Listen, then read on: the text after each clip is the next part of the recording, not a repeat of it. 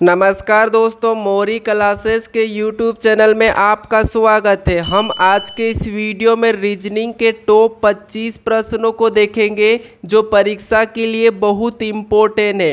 Reasoning के सभी chapter के प्रश्नों को सोल्व करेंगे। जैसे हमारा चैप्टर है सादृश्यता, श्रृंखला श्रेणी, लुप्त संख्याएं, कोडिंग डिकोडिंग, वेन आरेख, कैलेंडर, घड़ी, रक्त संबंध, वर्गीकरण, आकृति गिनना, पासा, कथन और निष्कर्ष, बैठक व्यवस्था, क्रम व्यवस्था, दिशा और दूरी, दर्पण प्रतिबिंब, पेपर कटिंग और फोल्डिंग। तो 17 इम्पोर्टेंट चैप्टर के प्रश्नों को देखेंगे। ये वीडियो आपके लिए बहुत इम्पोर्टेंट है। अगर आपकी परीक्षा में इनमें से किसी भी चैप्टर का प्रश्न अगर पूछा जाएगा तो इस वीडियो के बाद आप आसानी से प्रश्नों को सोल्व कर लोगे, क्योंकि ये सारे प्रश्न MCQ एंड PYQ से जो कि पिछली परीक्षा में पूछे गए थे। तो चलिए हम शुरू करते हैं, हमारे टॉप 25 प्रश्नों को सोल्व करते हैं। तो हमारा पहला प्रश्न देखिए, प्रश्न हमारा पहला दिया है। प्रश्न कह रहा है कि जैसे पहली संख्या का संबंध दूसरी संख्या से है, उसी प्रकार तीसरी संख्या का संबंध बताइए। यानी दोस्तों, जैसे यहाँ पर 7 का संबंध 77 से है, तो हमें यहाँ पर तीसरी संख्या का संबंध यानी कि 9 का संबंध बताना है। तो जैसे यहाँ पर देखिए, सबसे पहले आपको क्या करना है, प्रश्न क्या कहा है कि जैसे पहली संख्या का संबंध दूसरी संख्या से है, तो जैसे 7 का यहाँ पर 77 लिखा है, तो हमें पूछा है तीसरी की संख्या का संबंध बताइए। तो यहाँ पर क्या करना है, हमें 9 का संबंध बताना है। तो देखिए यहाँ पर क्या लिखा है, 7 के बाद 77 लिखा है, यानी यहाँ पर देखिए गुणा क्या किया है, 11 गुना करा है। ठीक है, तो हम भी क्या करेंगे, 9 में 11 गुना कर देंगे। तो देखिए 9 का 11 गुना करेंगे तो यहाँ पर कितने हो जाएंगे, 99 हो जाएंगे। यानी 9 का संबंध किससे होगा, 99 से होगा। तो ऑप्शन में देखेंगे हम 99, तो ऑप्शन हमारे डी में दिया है, तो ऑप्शन डी हमारा इस प्रश्न का सही जवाब हो जाएगा। ठीक है, चलिए हम बढ़ते हैं प्रश्न 2 पे। आप सभी प्रश्नों को अच्छे से समझने की कोशिश करें। अब हमारा दूसरा प्रश्न दिया है। प्रश्न कह रहा है कि नीचे दिए गए श्रृंखला श्रेणी में प्रश्नवाचक चिन्ह के स्थान पर आने वाली संख्या चुनिए। यानी यहाँ पर क्या करना है आपको, जैसे जैसे 2 के बाद 4 लिखा है, फिर 8 लिखा है, 16 लिखा है, 32 लिखा है, 64 लिखा है, और जो अगला स्थान दिया है यहाँ पर कौन सी संख्या आएगी, ये प्रश्न पूछा है। ठीक है, तो आपको क्या करना है, यहाँ पर देखिए सबसे पहले तो ये पता करना हमें कि यहाँ पर 2 के बाद 4 कैसे लिखा है, 4 के बाद 8 कैसे लिखा है, 16 कैसे लिखा है, 32 कैसे लिखा है, 64 कैसे लिखा है। इसी तरीके से हम अगली संख्या बताएंगे। तो देखिए यहाँ पर क्या करेंगे, जैसे 2 के बाद यहाँ पर लिखा है 4, यानी यहाँ पर 2 का क्या हुआ है, 2 गुना हुआ है। ठीक है, फिर देखिए 4 के बाद यहाँ पर देखिए 8 लिखा है, तो यहाँ पर भी 2 गुना हुआ है। फिर से देखिए यहाँ पर 8 से 16 लिखा है, यानी यहाँ पर भी 8 का 2 गुना किया है। यहाँ पर 16 से 32 लिखा है, यानी यहाँ पर भी 16 का 2 गुना किया है। फिर देखिए 32 से यहाँ पर 64 लिखा है, तो यहाँ पर भी 2 गुना किया है। तो आप देखिए यहाँ पर उसी संख्या का क्या किया है, 2 गुना किया है। तो हम क्या करेंगे, इस 64 का भी यहाँ पर 2 गुना करेंगे। तो जब 64 का 2 गुना करेंगे तो 64 का 2 गुना कितना होता है, 128 होता है। यानी यहाँ पर कितना होना चाहिए, 128। ऑप्शन में हम 128 को देखेंगे तो ऑप्शन हमारे यहाँ पर बी में दिया है, तो ऑप्शन बी हमारा इस प्रश्न का सही होगा। ठीक है, क्या हुआ था, यहाँ पर 2 का 2 गुना, फिर यहाँ पर 4 का 2 गुना, 8 का 2 गुना, 16 का 2 गुना, 32 का 2 गुना, 64 का 2 गुना। तो हम क्या करें, 64 का 2 गुना करें। ठीक है, तो ऑप्शन हमारा बी इस प्रश्न का सही है। अब चलिए हम बढ़ते हैं प्रश्न 3 पे। अब तीसरे नंबर का प्रश्न कह रहा है, प्रश्नों को ध्यान से पढ़िए। जैसे दिए गए प्रश्न आकृति में लुप्त संख्या ज्ञात करो।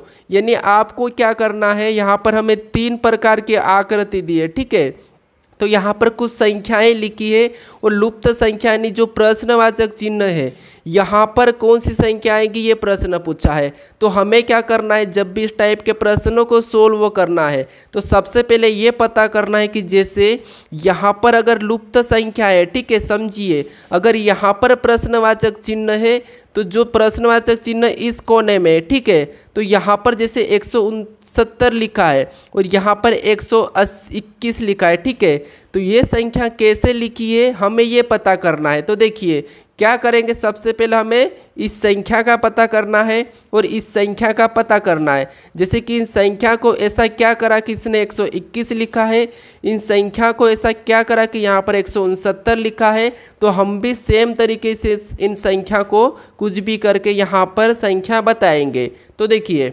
सबसे पहले अगर हमें क्या करना है, 121 को देखेंगे तो ये क्या है, 11 का वर्ग है, ठीक है, ये क्या है 11 का वर्ग है, और 169 क्या है, तो ये 13 का वर्ग है, ठीक है। तो यहाँ पर देखिए अगर हम 20 में से 9 को माइनस करेंगे तो यहाँ पर कितने होते हैं, यहाँ पर माइनस करने पर 11 होते हैं और यहाँ पर 11 का वर्ग लिखा है।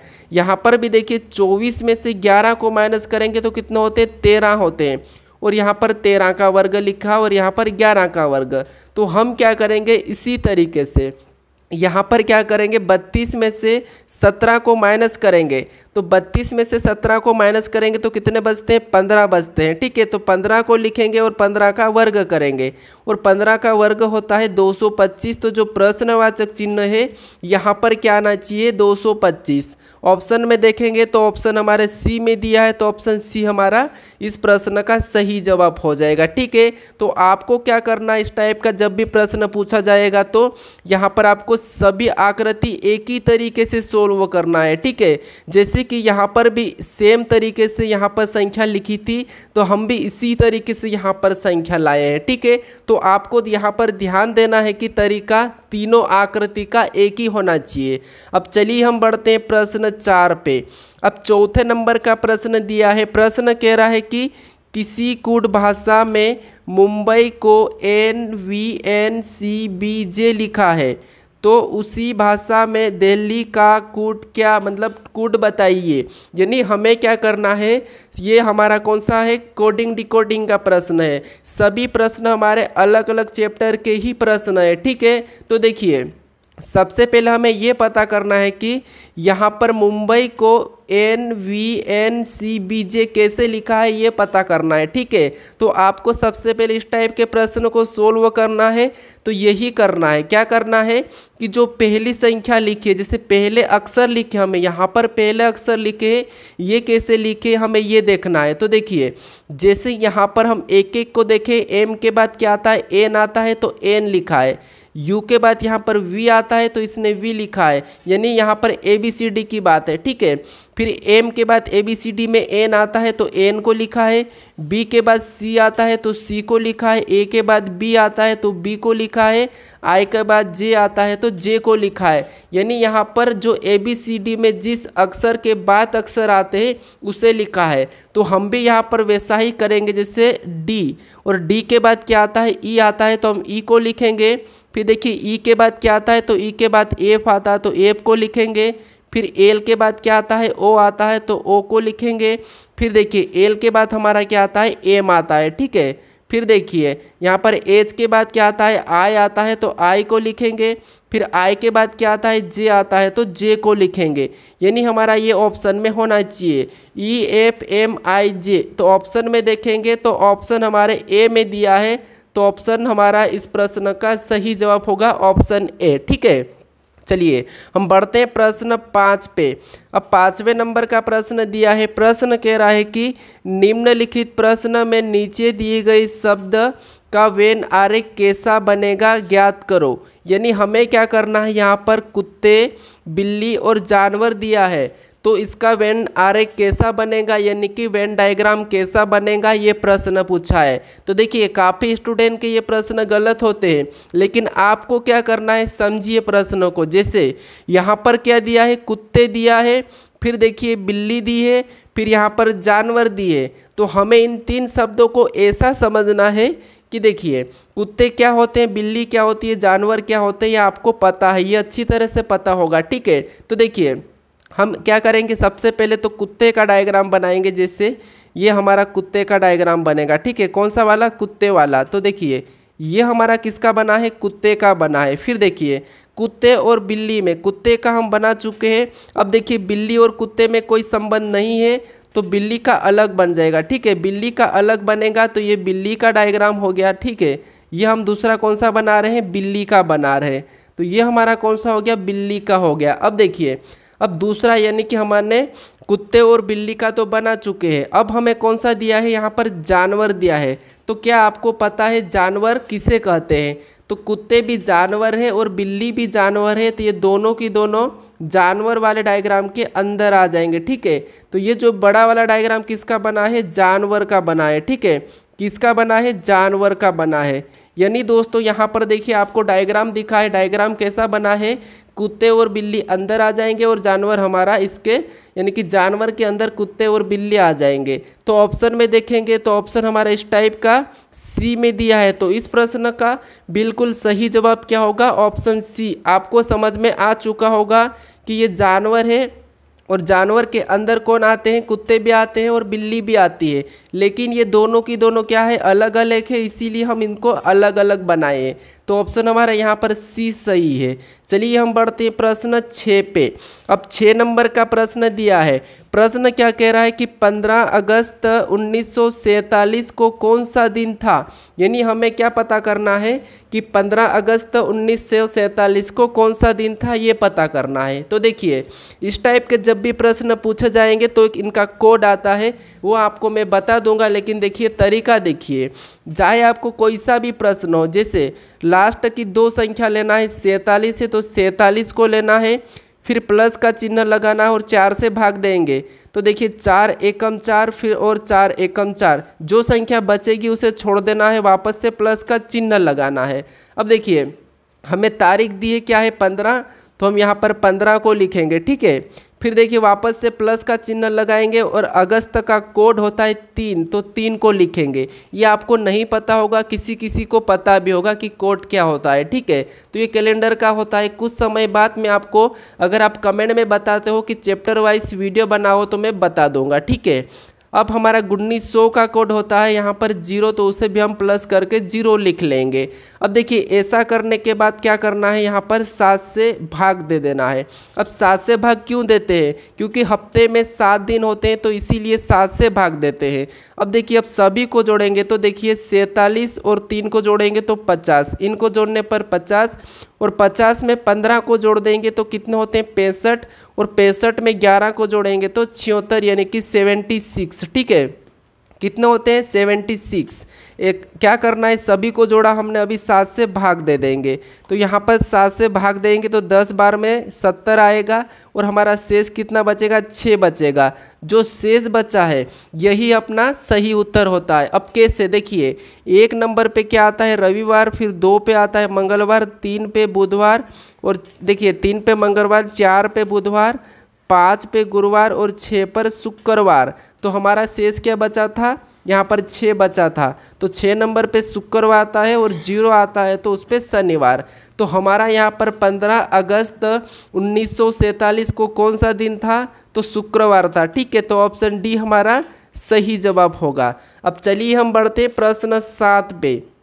अब 7वें नंबर का प्रश्न दिया है। प्रश्न कह रहा है कि किसी घड़ी में 2:35 हो रही है, वह घड़ी दर्पण प्रतिबिंब में क्या समय दिखाएगी? यानी आपको क्या करना है? प्रश्न ये पूछा है कि मान लो किसी घड़ी में 2:35 हो रही है, तो उस घड़ी को अगर हम दर्पण के सामने रखेंगे तो उसका समय उस दर्पण में क्या दिखाएगा, ये प्रश्न पूछा है। तो आपको जब भी दर्पण का प्रश्न पूछा जाएगा तो क्या करना है? 11:60 में से घटा लेना है, ठीक है। 60 मिनट अभी तक आपने देखा नहीं होगा, लेकिन एक तरीका है, आपको क्या करना है? 11:60 में से घटा लेना है। तो किसको घटाएंगे? 2:35 को हम क्या करेंगे? 11:60 में से घटा लेंगे, इसमें माइनस करेंगे। तो देखिए यहाँ पर 60 में से 35 को घटाएंगे तो कितने होते हैं? 25 बचते हैं। फिर यहाँ पर समय का वैसा ही अनुपात लगाएंगे और 11 में से 2 जाएंगे तो 9 बचेंगे। यानी जो हमारा यहाँ पर समय निकला है, ठीक है, ये वाला समय, ये हमारा क्या निकला है? उत्तर निकला है। तो क्या निकला है? 9:25। ऑप्शन में देखेंगे 9:25 तो हमारा ऑप्शन बी में दिया है, तो ऑप्शन बी हमारा सही जवाब हो जाएगा। अगर आपको दर्पण प्रतिबिंब का पूछा है तो आपको क्या करना है, 6:30 में से घटा लेना है उस समय को। ठीक है, ये आपको कहाँ घटाना है इसमें से, जब आपको कहाँ पूछा हो, यहाँ पर आपको अगर दर्पण जल दर्पण पूछा हो तो आपको 6:30 में घटाना है। अगर आपको 1 से लेकर 6 बजे तक के जो बीच इधर का समय है उसको 6:30 में घटाना है। अगर आपको 6 से आगे 7 से इधर 11 तक का समय है ये वाला, उसको आपको क्या करना है 18:30 में से घटाना है। आपको समझ में आ चुका होगा। जैसे अगर आपको किसी समय का दर्पण प्रतिबिंब पूछा हो तो आपको 11:60 में से घटाना है। अगर आपको जल प्रतिबिंब पूछा हो, ठीक है, यानी कि जल का पूछा हो, तो आपको क्या करना है 1 से लेकर 6 तक के तो आपको 6:30 में से घटाना है, और 7 से आगे 11 तक आपको 18:30 में घटाना है, तो आपका आंसर निकल जाएगा। ठीक है, तो ये आप ट्राई कर लेना बुक में से प्रश्न उठा के। अब चलिए हम बढ़ते हैं प्रश्न 8 पे। अब 8वें नंबर का प्रश्न दिया है। प्रश्न कह रहा है कि ए का पिता बी है, यानी देखिए ए का पिता कौन है, ए का पिता बी है, तो पिता को हम हमेशा ऊपर लिखते हैं। ठीक है, आपको पता होगा माता पिता को हम ऊपर लिखते हैं। तो ए का पिता कौन है, बी है, तो ये ए का पिता है कौन, बी। अब देखिए प्रश्न आगे करा कि और सी ए का भाई है, यानी देखिए ए का भाई कौन है, सी है, तो हम सी को बना देंगे यहाँ पर सी ए का भाई है। प्लस का मतलब होता है पुरुष और माइनस लगाते हैं वो महिला। ठीक है, अब देखिए और यहाँ पर देखिए और डी सी की बहन है, यानी यहाँ पर देखिए डी कौन है, तो डी सी की बहन है, तो यहाँ पर डी सी की बहन है, तो यहाँ पर डी बनाएंगे और इसकी बहन है। ठीक है, तो हमने क्या करा है यहाँ पर देखिए जैसे ए का पिता बी है, तो हमने ए का पिता बी है डायग्राम बनाया। फिर आगे पढ़ा हमने और सी ए का भाई है, तो हम क्या करें ए का भाई सी को बनाया। फिर यहाँ पर डी सी की बहन है, तो हम यहाँ पर डी सी की बहन बनाए। ठीक है, फिर आगे प्रश्न क्या पूछा है कि तो डी का बी क्या है। ठीक है, प्रश्न क्या कह रहा है कि तो डी बी का क्या है, तो देखिए डी बी का क्या हो जाएगा, अगर ये इसका बेटा या बेटी है तो ये भी क्या हो जाएगा, इसका भाई है, तो ये इसका पुत्र हो जाएगा, और बी की ये कौन हो जाएगी, पुत्री हो जाएगी। तो देखिए डी का बी कौन होगा, बी क्या है, तो इसका क्या है, तो ये इसका पिता है। ठीक है, डी का बी क्या है, पिता है, तो ऑप्शन में देखेंगे पिता, तो हमारे ऑप्शन ए में दिया है, तो ऑप्शन ए हमारा सही होगा। ठीक है, चलिए हम बढ़ते हैं प्रश्न 9वें नंबर पे। अब 9वें नंबर का प्रश्न दिया है। प्रश्न कह रहा है कि नीचे दिए गए विकल्प में से एक असंगत विकल्पों को चुनिए, यानी प्रश्न ये कह रहा है, आप प्रश्नों को समझिए कि नीचे दिए गए विकल्प में से एक असंगत विकल्प को चुनिए।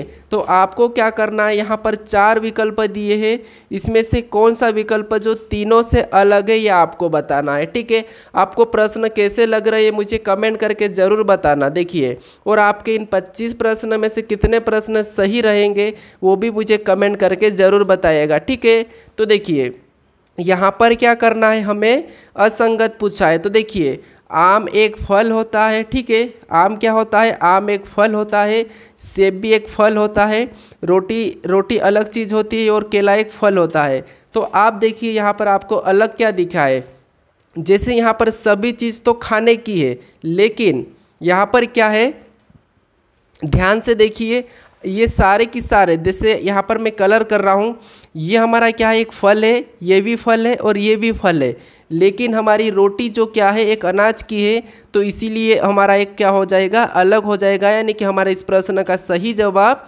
ऑप्शन सी वाला होगा। ठीक है, तो हमें यही पूछा था कि असंगत को पहचानिए, तो हमारा ऑप्शन सी यहाँ पर असंगत है। ठीक है, चलिए हम बढ़ते हैं प्रश्न 10 पे। अब 10वें नंबर का प्रश्न दिया है। प्रश्न कह रहा है कि दी गई आकृति में त्रिभुज की संख्या ज्ञात करें, यानी एक हमें यहाँ पर आकृति दी है और इसमें हमें त्रिभुज की संख्या बताना है। आपको पता होगा कि त्रिभुज की संख्या ये वाली, यानी कि इस संख्या को हमें पता करना है। तो देखिए हम क्या करते हैं, अगर यहाँ पर इस त्रिभुज में एक एक को गिनेंगे तो काफ़ी समय लग सकता है, लेकिन यहाँ पर एक तरीका है। ठीक है, इसे गिनने का एक तरीका है। देखिए क्या करना है, जैसे यहाँ से जो लाइन दिख रही है, यहाँ पर ये लाइन दिखी है, फिर यहाँ से ये जॉइन लाइन दिखी है, यहाँ से ये लाइन दिखी है, और यहाँ से ये लाइन देखिए, तो ये जो भी लाइन है यहाँ पर आपको क्या करना है, कुछ अंक लिखना है। कैसे लिखना, देखिए यहाँ पर एक एक को लिखेंगे। हमारा जैसे एरो को गिना 1 2 3 4 5,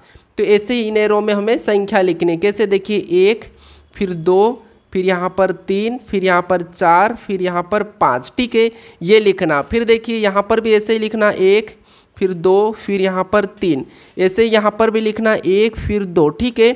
सेम तरीके से सभी में लिखना है 1 फिर 2 यहाँ पर 3 और ये 4, ठीक है।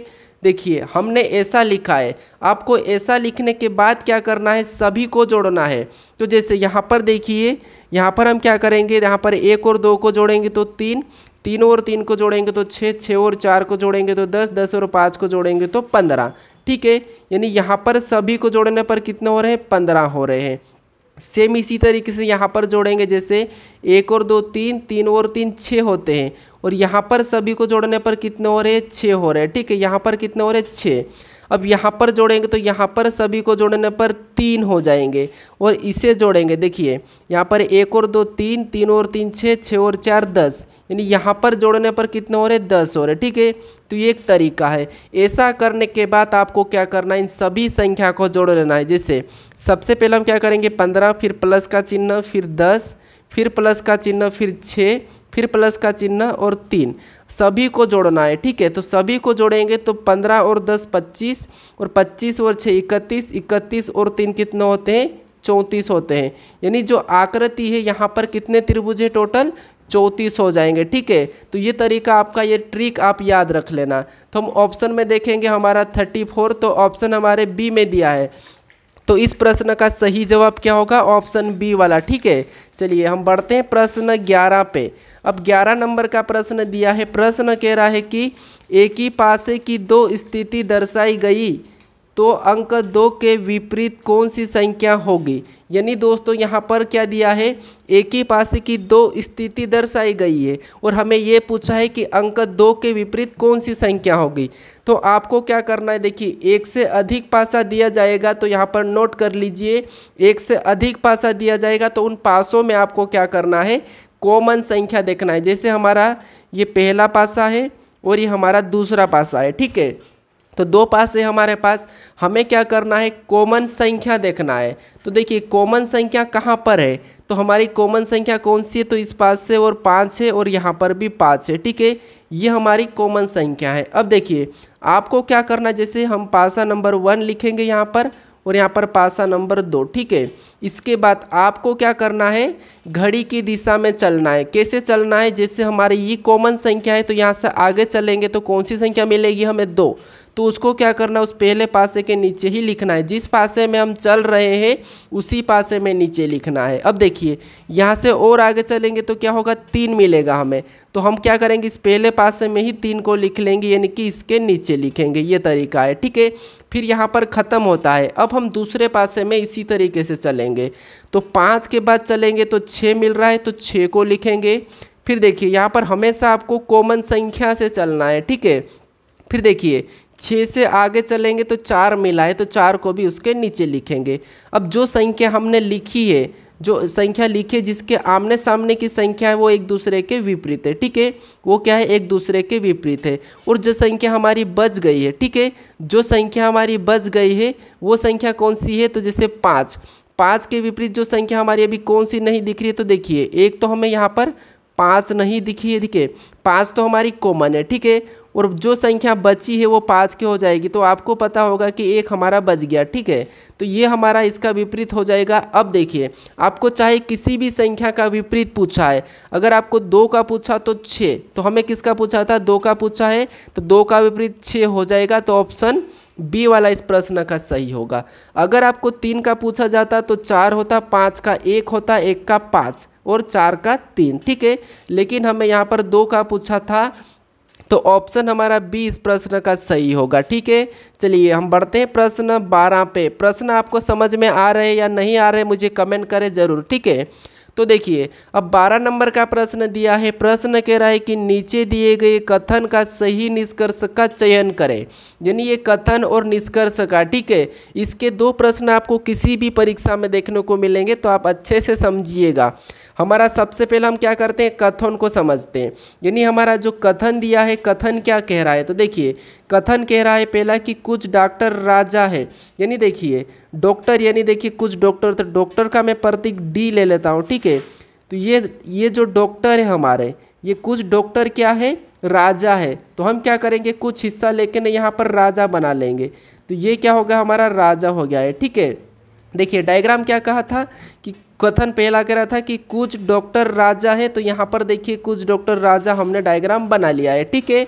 देखिए उसके बाद समझिए दूसरा कथन कह रहा है, दूसरा कह रहा है कि सभी राजा सुंदर है।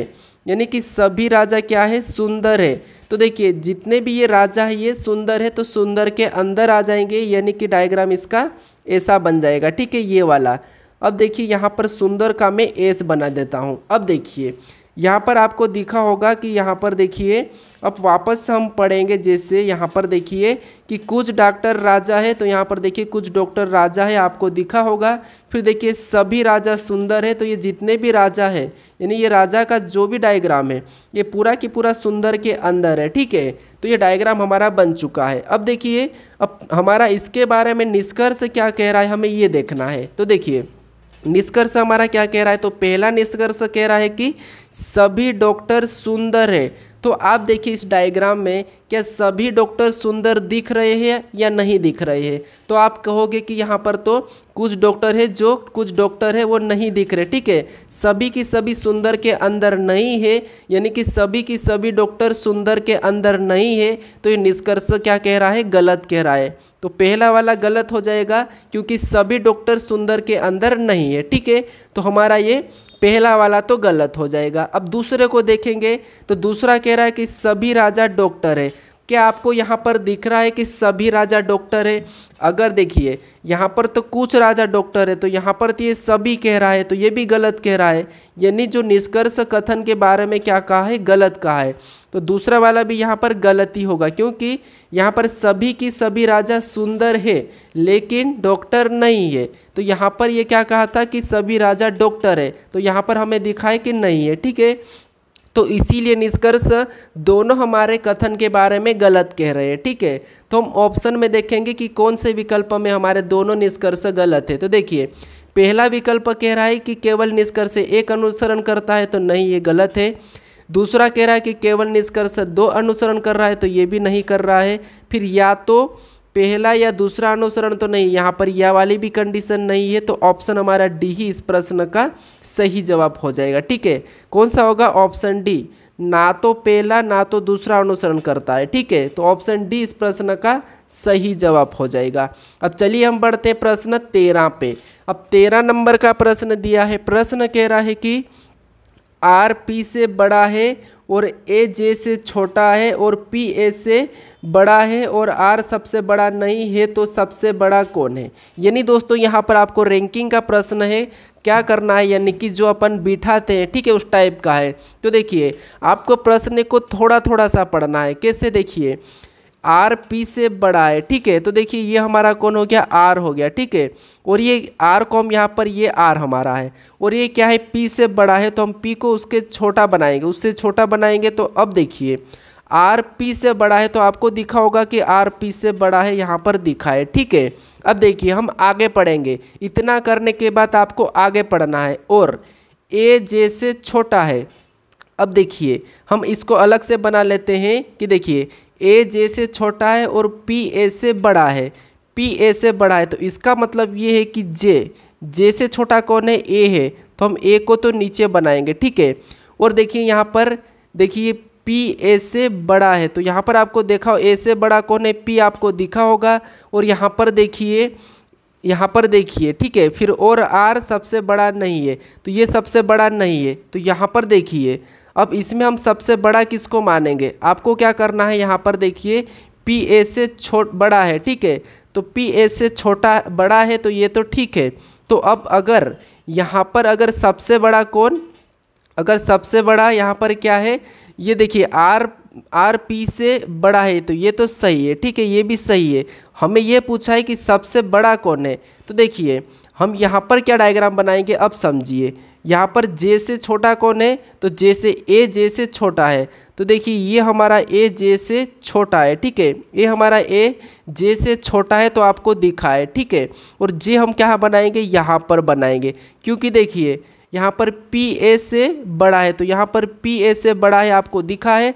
और सबसे बड़ा आर नहीं है, तो आर ये हमारा सबसे बड़ा नहीं है, तो सबसे बड़ा कौन होगा, जे ही होगा। अब देखिए यहाँ पर देखिए ए जे से छोटा है, तो यहाँ पर जे से छोटा ए आपको दिखा, ठीक है, दिखा है, ठीक है। तो डायग्राम हमारा यहाँ पर भले ही प्रश्न घुमा रहा था, लेकिन सबसे बड़ा हमारा कौन हो जाएगा, जे हो जाएगा। अगर आप कह रहे होगे कि अभी भी सबसे बड़ा पी है, तो नहीं, क्योंकि जब आर से छोटा पी है तो फिर सबसे बड़ा कैसे हो सकता है, क्योंकि सबसे बड़ा आर नहीं है, ये प्रश्न पहले ही कह दिया था, ठीक है। तो इस प्रश्न का सही जवाब सबसे बड़ा कौन हो जाएगा, जे हो जाएगा। तो ऑप्शन हमारा बी यहाँ पर सही होगा, ठीक है।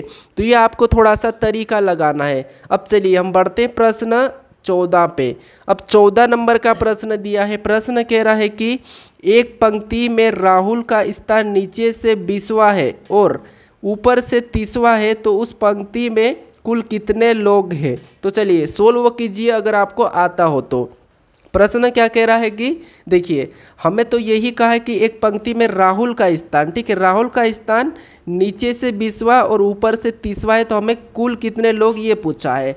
तो जब भी आपको कुल लोग निकालना हो किसी पंक्ति में या कहाँ पर भी कक्षा में, तो आपको क्या करना है, जैसे यहाँ पर नीचे से, ठीक है, नीचे से क्या है, तो नीचे से राहुल का स्थान कौन सा है, 20वां है। फिर देखिए ऊपर से कुछ कितना है, ठीक है, ऊपर से कितना है, तो ऊपर से इसका यहाँ पर देखिए 30वां है, तो ये लिखना है, ठीक है। ये हमें दोनों ऊपर नीचे से स्थान मिल चुका है। ऐसा करने के बाद आपको क्या करना है, इन दोनों संख्या को जोड़ लेना है।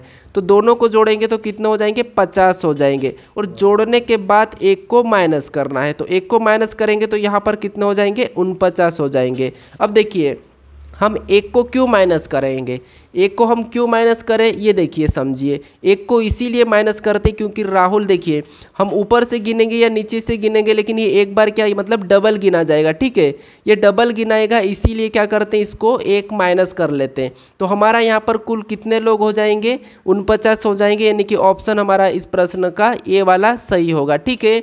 चलिए हम बढ़ते हैं प्रश्न 15 पे। अब 15 नंबर का प्रश्न दिया है। प्रश्न कह रहा है कि प्रभु दक्षिण दिशा में 5 मीटर जाता है। क्या कहा है प्रश्न, कि प्रभु दक्षिण दिशा में 5 मीटर जाता है और फिर बाएं 10 मीटर गया और फिर बाएं 5 मीटर गया, तो अब वहाँ प्रभु किस दिशा, यानी यहाँ पर कर लीजिए दिशा, ठीक है, यहाँ पर क्या है दिशा, किस दिशा में जा रहा है, ठीक है। तो क्या करना, आपको दिशा पता होगी। देखिए मैं एक बार और समझा देता हूँ दिशा कैसे होती है। ऊपर की ओर जो हमारे सामने होता है, आपके सामने बनाना उत्तर होता है, फिर नीचे हमारा क्या होता है, दक्षिण होता है, राइट यानी कि अपने सीधे हाथ पे पूर्व होता है, और हमारे उल्टे हाथ पे यानी कि लेफ्ट में पश्चिम होता है, ठीक है। कौन सा होता है, पश्चिम होता है, ये आपको समझना है, ठीक है। आप अपनी कॉपी में दिशा बनाइए और सामने, जैसे अगर आप आपके सामने देख रहे हो तो आपके सामने उत्तर और आपका जो सीधा हाथ है वहाँ पर पूर्व होगा, और लेफ्ट में आपका पश्चिम, और नीचे की ओर आप पैर को मान लीजिए वहाँ पर दक्षिण, ठीक है। अब देखिए प्रभु दक्षिण दिशा में 5 मीटर जाता है, तो यहाँ से हम चला लेते, मान लीजिए यहाँ से, और दक्षिण दिशा हमारी कहाँ है, नीचे है, तो इसको हम नीचे चलाएंगे, ठीक है। और कितना, 5 मीटर, तो हमने ये 5 लिखा है, ठीक है। कितना गया है, 5 मीटर। फिर देखिए आगे कह रहा है कि और फिर बाएं 10 मीटर गया, तो ये नीचे जा रहा था, फिर बाएं मुड़ा, तो आप देखिए अपनी ओर से कि बाएं किस तरफ होगा, तो बाएं होगा इस तरफ, ठीक है। तो यहाँ पर ये कितना गया, 10 मीटर। अब आगे प्रश्न को पढ़ेंगे तो और फिर से बाएं 5 मीटर गया है, ठीक है। यहाँ जाने के बाद फिर से बाएं, यानी कि बाएं ये ऊपर चले जाएगा, और यहाँ पर कितना गया है, तो यहाँ पर भी 5 मीटर गया है, ठीक है। अब देखिए अब यहाँ पर क्या, यहाँ पर है अभी प्रभु, प्रश्न कह रहा है कि तो अब प्रभु किस दिशा में जा रहा है। अब देखिए नीचे गया दक्षिण, इधर गया तो यहाँ पर पूर्व, और ऊपर जाएगा तो आपको पता है, आपको दिखा होगा ऊपर की ओर, यानी यहाँ पर देखिए ऊपर की ओर कौन सी दिशा है, उत्तर है। तो अभी प्रभु कहाँ पर जा रहा है, उत्तर दिशा में जा रहा है। ठीक है, कौन सी दिशा में जा रहा है, उत्तर दिशा में जा रहा है। तो ऑप्शन हमारा इस प्रश्न का डी वाला सही होगा, यानी कि प्रभु उत्तर दिशा में जा रहा है। ठीक है, चलिए हम बढ़ते हैं प्रश्न 16 पे। अब 16 नंबर का प्रश्न दिया है। प्रश्न कह रहा है कि नीचे दिए गए अक्षर आकृति का दर्पण प्रतिबिंब एमएन रेखा का प्रतिबिंब कैसा बनेगा। यानी आपको यहाँ पर ये प्रश्न पूछा है कि जो हमारे यहाँ पर एक अक्षर की आकृति है, इसका दर्पण प्रतिबिंब कैसा बनेगा, इस तरफ ये प्रश्न पूछा है। तो आपको पता होगा कि हमेशा ये जो एफ है ये इस तरफ आके कैसा बनेगा, तो ये इस तरफ आके ऐसा बनेगा। ठीक है, फिर यू पर कोई प्रभाव नहीं पड़ेगा, यू वैसा ही रहेगा। फिर देखिए एन हमारा उल्टा हो जाएगा। ठीक है, एन हमारा कैसा बन जाएगा, तो एन हमारा ऐसा बन के ऐसा बनेगा। तो ये हमें ऑप्शन में देखना है।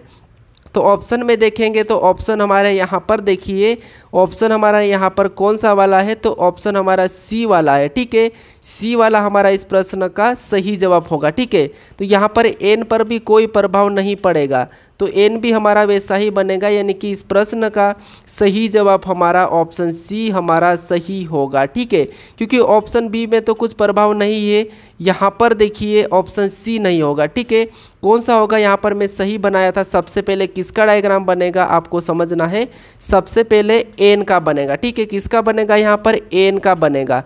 तो एन का बनेगा तो कैसा बनेगा, एन का देखिए एन का डायग्राम कैसा बनेगा, ऐसा बनेगा। फिर यहाँ पर यू का कोई प्रभाव नहीं पड़ेगा तो ऐसा बनेगा। फिर एफ यहाँ पर उल्टा हो जाएगी, यानी कि इस तरफ घूम जाएगा। ठीक है, तो इसका डायग्राम कैसा बनेगा आपको यहाँ पर दिखा होगा, ऐसा बनेगा। तो ऑप्शन में हमारा यहाँ पर ये वाला कहाँ पर दिया है, तो ऑप्शन इसमें बी होगा, ना कि सी वाला। ठीक है, सॉरी मैं आपको सी बताया था, लेकिन इस प्रश्न का सही जवाब ऑप्शन बी वाला हो जाएगा। ठीक है, चलिए हम बढ़ते हैं प्रश्न 17 पे।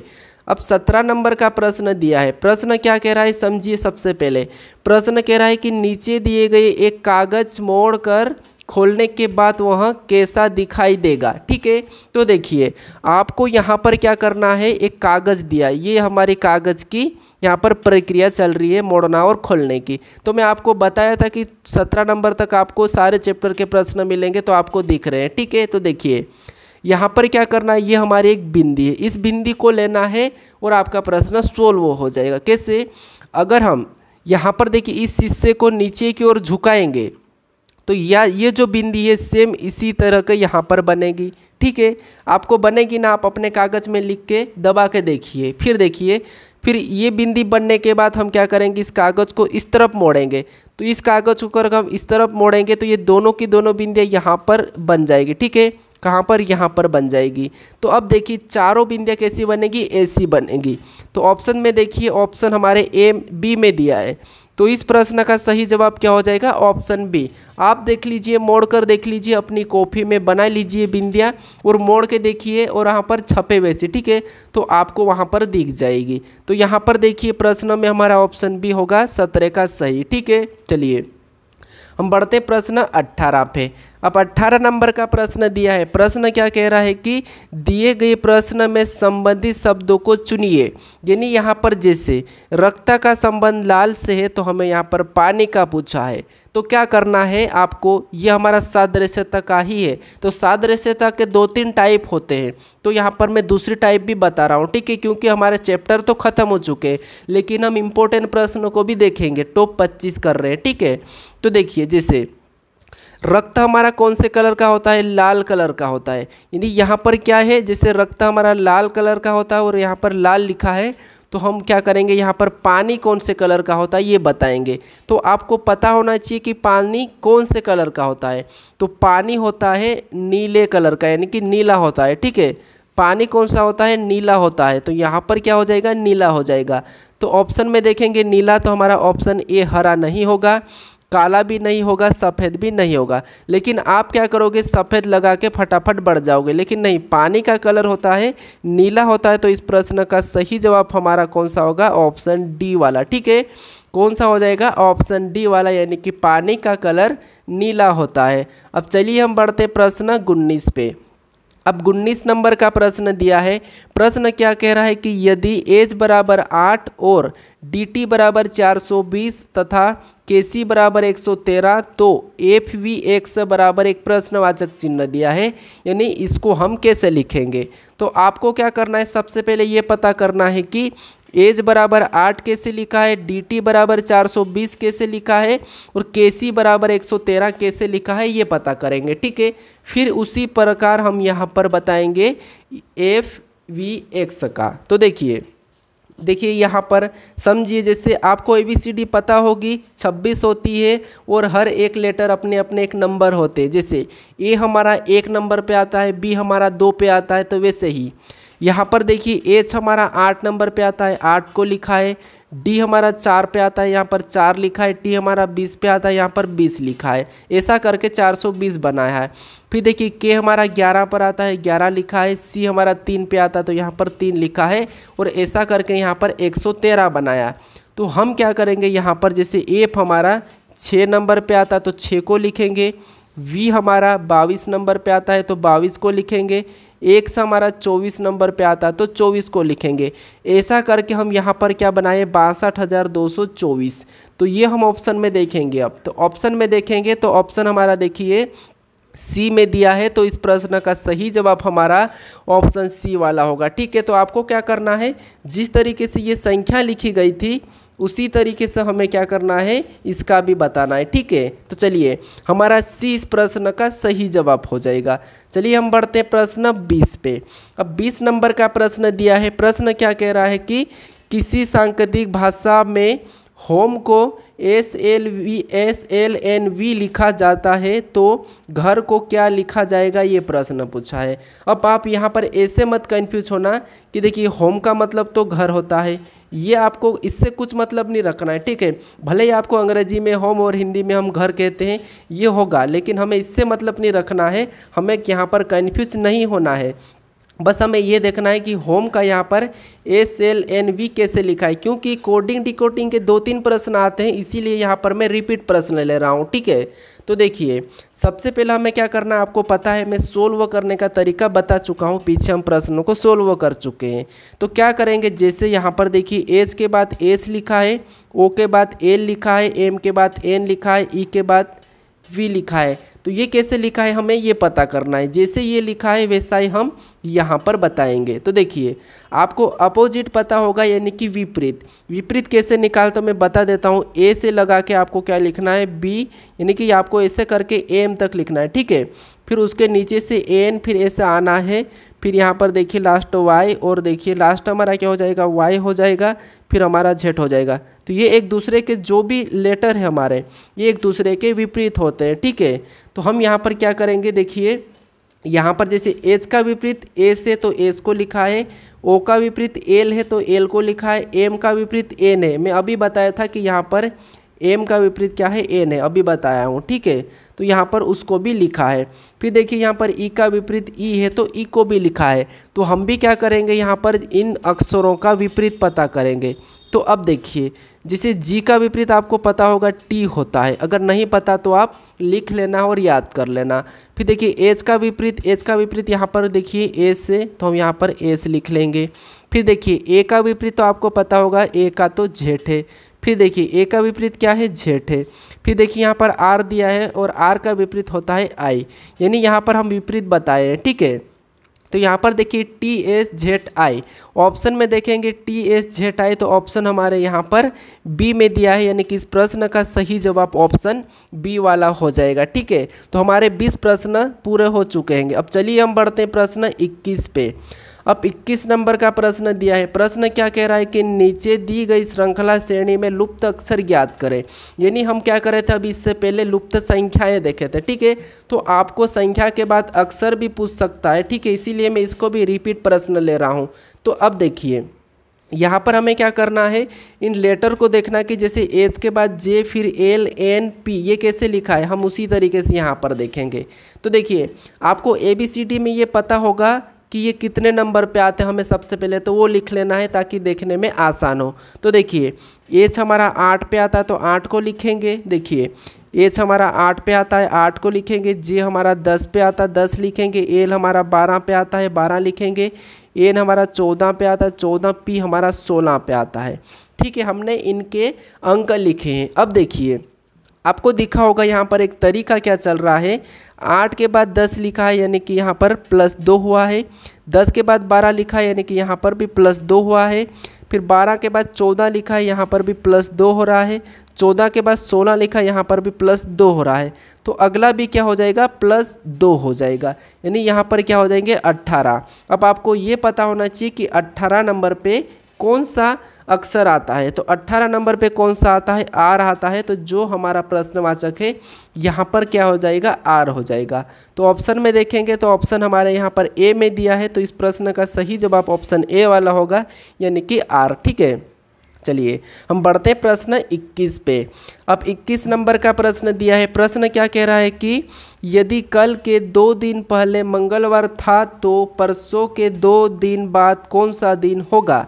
ये भी कैलेंडर का ही प्रश्न यानी कि टाइप चेंज है। ठीक है, तो आपको क्या करना है, जब भी इस टाइप का प्रश्न पूछा जाएगा तो देखिए मैं थोड़ा सा समझाता हूँ। ये जहाँ पर भी कल लिखा हो, ठीक है, जहाँ पर भी कल लिखा उसे 1 मानना, और यहाँ पर भी परसों लिखा, ठीक है, जहाँ पर भी परसों लिखा है उसे 2 मानना है। ठीक है, ये तरीका लिख लीजिए। उसके बाद क्या करना आपको, देखिए जहाँ पर कल लिखा, मैं एक बार और लिखता हूँ, जहाँ पर कल लिखा उसे 1 मान लेना, और जहाँ पर परसों लिखा, ठीक है, जहाँ पर आपको परसों लिखा मिला तो उसे 2 मानना है। ठीक है, अब देखिए हम प्रश्न को पढ़ेंगे कि यदि कल, यानी कि यहाँ पर हमें कल मिला है, ठीक है, यानी यहाँ पर हमें यदि कल, तो हम कल को क्या मानेंगे, 1 मानेंगे, मैं बताया हूँ। ठीक है, कल के 2 दिन पहले, अब देखिए यहाँ पर 2 लिखा है, 2 कहा है तो हम 2 को लिख लेंगे।